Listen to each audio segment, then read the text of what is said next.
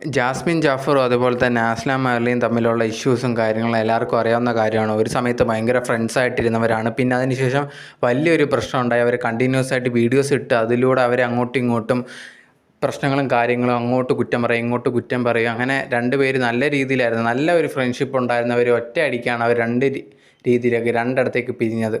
ഇതിന് ശേഷം ഉണ്ടെങ്കിൽ പിന്നെ അവർ സംസാരിക്കുകയൊന്നും തന്നെ, അവരെ ഒരുമിച്ചുള്ള വീഡിയോസും കാര്യങ്ങളും ഒന്നും തന്നെ ഇല്ലായിരുന്നു.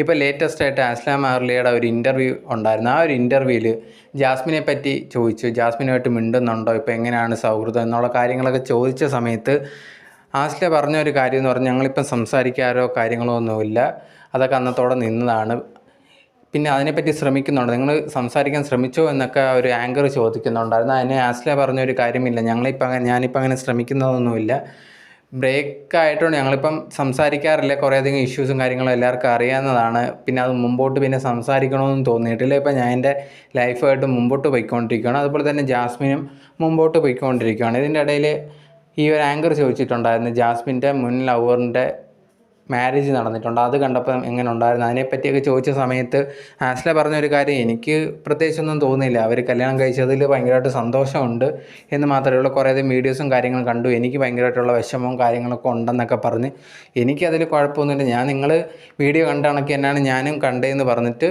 ആസ്ല അത് നിർത്തിയാണ് ചെയ്തിട്ടുണ്ടായിരുന്നത്.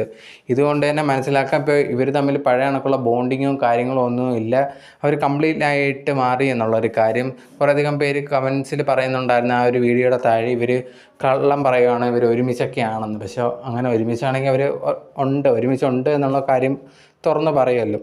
എന്തായാലും ആസ്ല മെഹർലി ഇതാണ് ജാസ്മിനെക്കുറിച്ച് ആ ഒരു ഇൻ്റർവ്യൂവിൽ ഫുള്ളായിട്ട് പറഞ്ഞിട്ടുള്ളത്. അതൊരു വലിയൊരു ക്ലിപ്പാണ്, ഫുള്ളൊരു ഇൻ്റർവ്യൂ. അതിൻ്റെ ഇടയിൽ ഒരു 2 മിനിറ്റോളം വരുന്നൊരു പോർഷനാണ് ജാസ്മിനെക്കുറിച്ച് ഒരു ആങ്കർ ചോദിക്കുന്നത്. അതിനെക്കുറിച്ചാണ് ആസ്ല ഇങ്ങനത്തുള്ള കാര്യങ്ങൾ പറഞ്ഞിരുന്നത്.